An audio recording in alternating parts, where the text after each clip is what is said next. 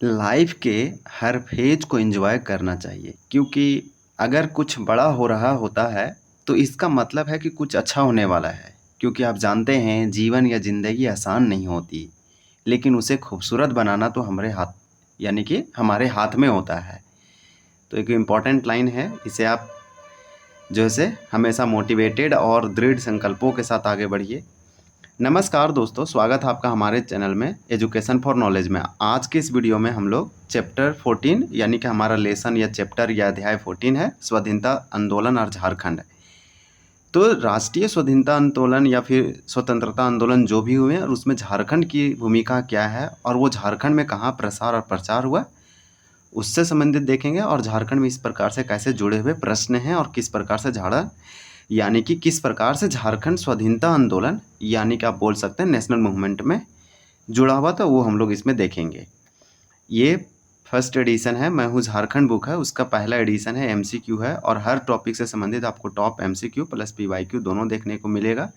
इसमें पिछले जो भी जेपीएससी और जेएसएससी में क्वेश्चन पूछे गए हैं यहाँ पे शामिल किया गया, हर टॉपिक को टॉपिक वाइज कंप्लीट किया गया है, बहुत अच्छा है। इसमें आपको स्टेटमेंट वाइज भी मिलेगा जिससे आपका क्लियरिटी और कॉन्सेप्ट जो है और अच्छा से बिल्ड होगा। तो आप इसे प्रैक्टिस और रिविज़न के रूप में देख सकते हैं। ये देव कुमार के द्वारा लिखा गया है, तो मोस्ट इम्पॉर्टेंट है। ये बहुत अच्छे से इसका पूरा टॉपिक वाइज वीडियो जो है बना हुआ है, प्लेलिस्ट आप विजिट कर सकते हैं और देख सकते हैं पूरे प्लेलिस्ट को, जिससे आपका बहुत अच्छे से आपका रिमेंबर हो सके झारखंड जी के जीएस झारखंड स्पेशल, और इसी प्रकार से आपको समराइज भी होगा और लर्न भी होगा। तो हम लोग आज जो है दो टॉपिक कवर करेंगे, झारखंड में बहावी आंदोलन और फिर हम लोग कंप्लीट करेंगे झारखंड में उग्र राष्ट्रीयता का प्रसार। तो क्रांतिकारी से संबंधित है, तो आप ज़रूर देखिएगा, मोस्ट इम्पॉर्टेंट है। इसको देख सकते हैं, यहाँ पे लिखा गया है झारखंड एमसीक्यू। अगर इससे पहले आप वीडियो नहीं देखे हैं झारखंड की हिस्ट्री, ये इतिहास है, झारखंड के इतिहास के अंतर्गत हम लोग इसको कवर कर रहे हैं। 1857 की क्रांति झारखंड से रिलेटेड आप नहीं देखें तो ज़रूर देखिए। तो चलिए हम लोग स्टार्ट करते हैं, एक एक करके प्रश्नों को देखते हैं। पहला देखिए, आपसे पूछा जा रहा है, टॉपिक है झारखंड में बहावी आंदोलन। बहावी आंदोलन अपने आप में इंपॉर्टेंट है, यहाँ से क्वेश्चन आपसे कभी भी पूछा जा सकता है, आपको बहुत अच्छे से ये आना चाहिए, प्रैक्टिस होना चाहिए। शाह मोहम्मद हुसैन ने झारखंड में किस आंदोलन का प्रसार किया था? तो शाह मोहम्मद हुसैन ने झारखंड में किस आंदोलन का प्रचार किया था, यानी ऐसा कौन सा आंदोलन था जो शाह मोहम्मद हुसैन ने झारखंड में भी इसको फैलाया था? वन का आंसर आपका बी होगा, बहावी आंदोलन। तो बहावी एक मूवमेंट था, नेशनल मूवमेंट था, स्वतंत्रता संग्राम था, आप याद रखिए। और शाह मोहम्मद हुसैन इस आंदोलन को झारखंड तक लेके चले आए, मतलब कि झारखंड में इस आंदोलन का प्रसार और प्रचार किए। मोस्ट इम्पॉर्टेंट होगा, अगर हम बात करें असहयोग आंदोलन, तो यह असहयोग आंदोलन जैसे 1920 में स्टार्ट हुआ और 1922 तक चला, लगभग 3 वर्षों तक चला। और 5 फरवरी को इसका जैसे बंद करना पड़ा महात्मा गांधी को, इसको जैसे ड्रॉप आउट करना पड़ा इससे, क्योंकि 5 फरवरी 1922 को उत्तर प्रदेश के गोरखपुर के चोरा चोरी नामक जो है घटना के कारण, जिसमें पुलिसकर्मियों को जैसे जिंदा जला दिया गया, 22 पुलिसकर्मी की इसमें डेथ हुआ, इसके कारण से इस आंदोलन फीका पड़ने लगा। तो ये याद रख सकते हैं। 1857 की क्रांति सिपाही विद्रोह के नाम से जाना जाता है। ये बैरकपुर, पश्चिम बंगाल और मेरठ से स्टार्ट होता है, मोस्ट इम्पॉर्टेंट है। मंगल पांडे आप जानते हैं। और झारखंड में अगर बात करें तो देवघर रोहिणी से 12 जून को आप याद रख सकते हैं। फिर हमारा है कि झारखंड के राजमहल क्षेत्र में किस आंदोलन की शाखा खोली गई थी? 2 का करेक्ट आंसर आपका ये होगा, बहावी आंदोलन जो है झारखंड के राजमहल क्षेत्र में इसका एक ब्रांच जो है शाखा खोला गया था, यानी कि आप बोल सकते हैं कि इसका केंद्र बिंदु भी है झारखंड के, जो से कहाँ खोला गया था, तो राजमहल क्षेत्र में। संथाल परगना आप देख सकते हैं मैप में इसे, कि यानी कि झारखंड में बहावी आंदोलन का जो से शाखा या ब्रांच कहाँ खोला गया, तो आप याद रखिएगा संथाल परगना के साहेब राजमहल क्षेत्र या साहेबगंज आप बोल सकते हैं। तो इस प्रकार से झारखंड के राजमहल क्षेत्र में जो है बहावी आंदोलन का शाखा खोला गया। शाह मोहम्मद हुसैन का काम था इसे झारखंड में प्रचार प्रसार करना था, याद रखिएगा। सरदारी आंदोलन झारखंड की एक बहुत लंबी आंदोलन है, 40 वर्षों तक चला, टोटल 3 फेज में ये कंप्लीट हुआ। इस प्रकार से अगर हम बात करें सरदारी आंदोलन कभी स्टार्ट हुआ था, तो 1858 में यह स्टार्ट हुआ, से ये 1800 आपका जो है 95 तक चला था। फिर लास्ट में ये बिरसा मुंडा का उलगुलान विद्रोह या बिरसा मुंडा आंदोलन में जाके मिल गया था। भारत छोड़ो आंदोलन, जिसमें महात्मा गांधी करो या मरो का नारा, डू एंड डाई का नारा देते हैं, ये 8 अगस्त को स्टार्ट होता है, इसलिए अगस्त क्रांति जो है मनाया जाता है, आप जानते हैं। और ये जो है से छोड़ो क्विट इंडिया मूवमेंट के नाम से जाना जाता है, 1942 में स्टार्ट हुआ था। इसे आप याद रखिएगा, सबसे लास्ट और अग्रिम और निर्णायक आंदोलन था। और असहयोग आंदोलन नॉन कोऑपरेशन मूवमेंट था। इसमें जो है ब्रिटिश को जो है सहयोग नहीं करना था, त्याग करना था, नौकरी है जो भी इसमें पद पे बने हुए थे, इसमें जो है कोऑपरेट नहीं करना था। नॉन कोऑपरेट मूवमेंट असहयोग आंदोलन था, जिसमें लोगों ने बहुत सारे लोग जो है बहिष्कार किए थे। पीर हुसैन ने बहावी आंदोलन का प्रचार प्रसार किस क्षेत्र में किया था? तो यहाँ पे आपका राइट आंसर क्या हो जाएगा? आपको यहाँ पे आंसर तो दिख ही रहा है, आपको बता देते हैं कि इसका राइट आंसर आपका क्या होगा। सो तो आपका क्वेश्चन नंबर 3 है, तो 3 का राइट आंसर आपका बी होगा, संथाल परगना में। हम आपको ऑलरेडी बता चुके हैं कि पीर हुसैन ने बहावी आंदोलन का प्रचार और प्रसार जो है ये संथाल परगना में किया गया था। और आप देख सकते हैं कि राजमहल क्षेत्र में बहावी आंदोलन का एक शाखा खोला गया था। तो इसी क्रम में जो है पीर हुसैन ने इसका शाखा संथाल परगना में खोला था और उस व्यक्ति का नाम था शाह मोहम्मद हुसैन। तो पीर हुसैन आप देख सकते हैं और शाह मोहम्मद हुसैन आप याद रखिएगा। फिर हम लोग का लास्ट प्रश्न है इस टॉपिक का कि पाकुड़ में इब्राहिम मंडल को बहावी आंदोलन के दौरान कौन सी सज़ा दी गई थी? ये मोस्ट इंपॉर्टेंट क्वेश्चन है। ये सीजीएल क्वेश्चन में, सीजीएल एग्जाम जैसे सीजीएल में पूछा गया है। ये आने वाले जेपीएससी और जेएसएससी के फिर से आपको जो है बेनिफिट करेगा आने वाले समय में, अभी नहीं, जब एग्जाम होंगे रेगुलर बेसिस पे। तो आपका हो जाएगा आजीवन कारावास। तो याद रखिएगा, आपका सी हो जाएगा कि पाकुड़ के इब्राहिम मंडल को बहावी आंदोलन के दौरान इस जो है आजीवन कारावास सुनाया गया था। वहीं हमारा अगला टॉपिक है झारखंड में उग्र राष्ट्रीयता का प्रसार। उग्र का मतलब आप बोल सकते हैं क्रांतिकारी, है ना। इस प्रकार से यहाँ पे दिया गया है कि उग्र राष्ट्रवाद के दौर में झारखंड में क्रांतिकारी गतिविधियों का प्रमुख केंद्र कहाँ था? तो यहाँ पे आपको याद रखना है कि आपका इसमें राइट आंसर डी हो जाएगा, देवघर था। सिंपल आंसर है कि झारखंड में उग्र राष्ट्रीयता का प्रसार देवघर से स्टार्ट होता है। वही बोल रहा है कि उग्र राष्ट्रवाद के दौर में जब झारखंड में क्रांति जो है गतिविधि यानी रिवोल्यूशनरी टाइप का जो एक्टिविटी था झारखंड में, इसका सेंटर जो था देवघर था। इसी प्रकार से आपका नेक्स्ट दिया गया है, देख सकते हैं कि देवघर के किस मकान का प्रयोग क्रांतिकारियों द्वारा बम बनाने और प्रशिक्षण हेतु किया गया था? तो बम वगैरह बनाने, मेकिंग बम बोल सकते हैं, ट्रेनिंग के लिए। तो यहाँ पे ये सब छुप के या छुपके चोरी से किया जाता था। तो आपका सिंपल आंसर 2 का सी हो जाएगा, सिलेर बाड़ी। आप याद रखिएगा, देवघर के किस मकान में? तो उस मकान का नाम है सिलेर बाड़ी। तो देवघर के सिलेर बाड़ी मकान का यूज या प्रयोग होता था जो क्रांतिकारियों थे उनके द्वारा बम बनाना और प्रशिक्षण ट्रेनिंग वगैरह किया जाता था। नाम याद रखिएगा, सिलेर बाड़ी। देखिए रोहिणी, ये देवघर में है।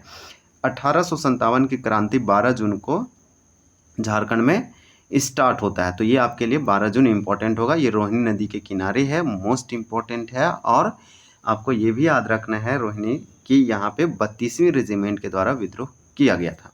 शांति निकेतन, ये पश्चिम बंगाल में है।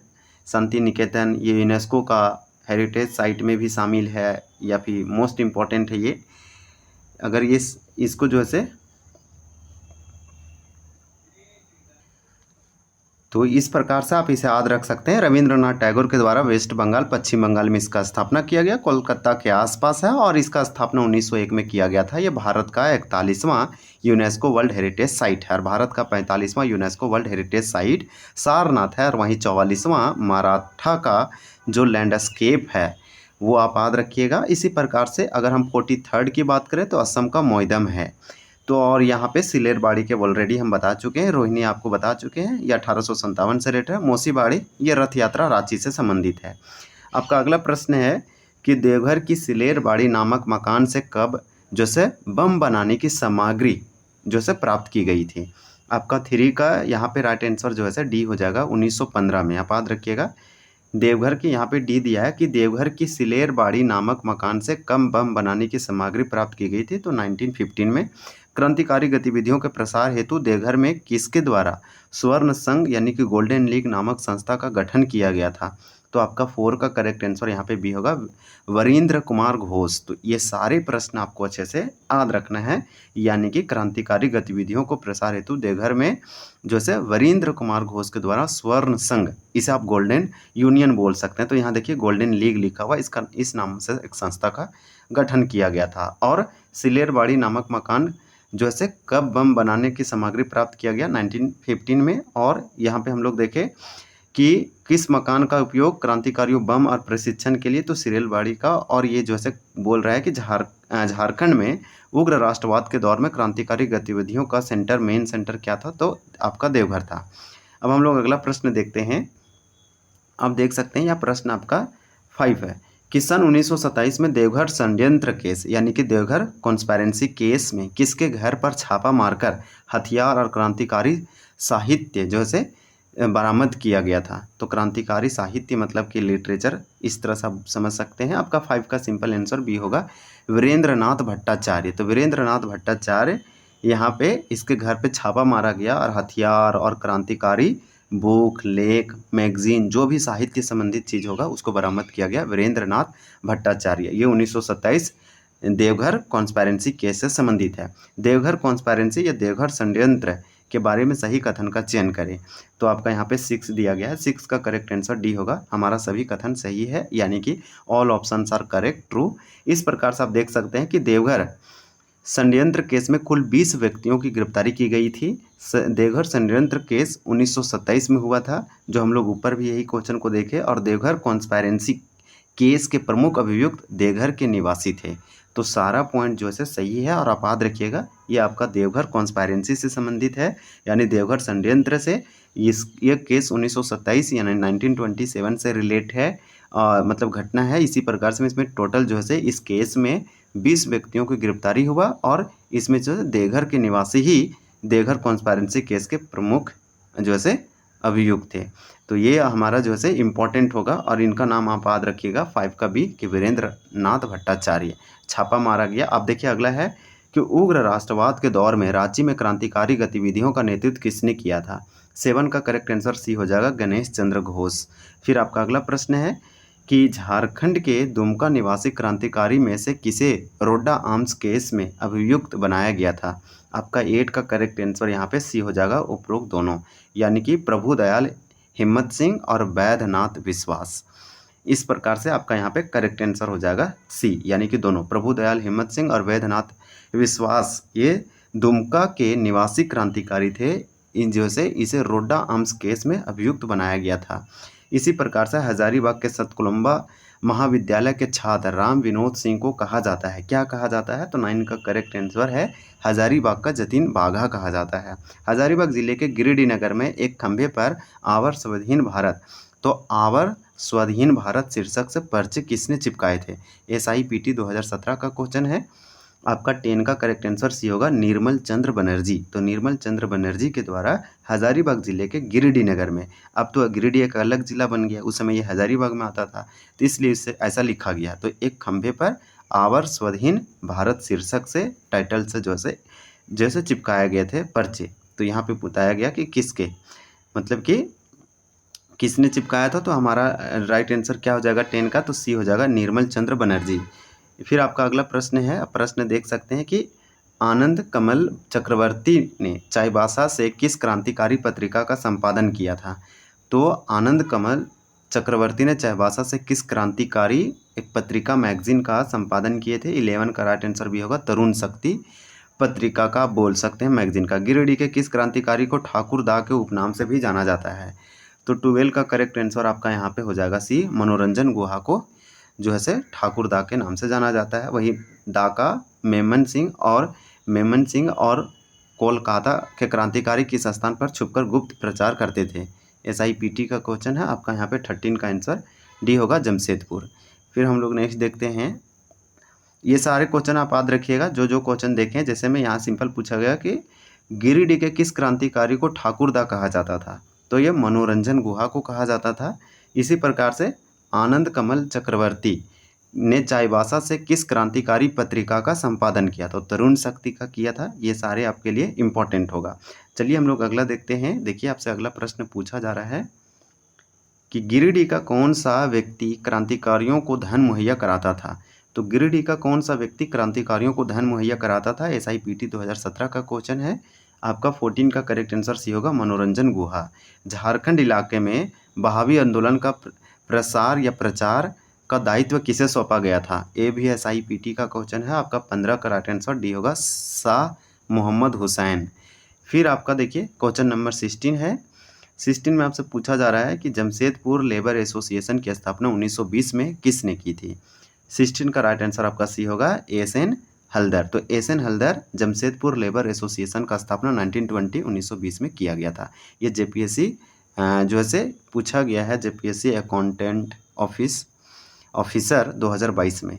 तो इस प्रकार से ये सारे याद रखिएगा। Jamshedpur labour association, SN. Haldar का नाम 1920। इसी प्रकार से बहावी आंदोलन का प्रसार झारखंड में किसने किया था या किसे सौंपा गया था। तो 15 का आपका डी होगा शाह मोहम्मद हुसैन, हम लोग जो कि इसी वीडियो में हम लोग ऊपर में देखे हैं।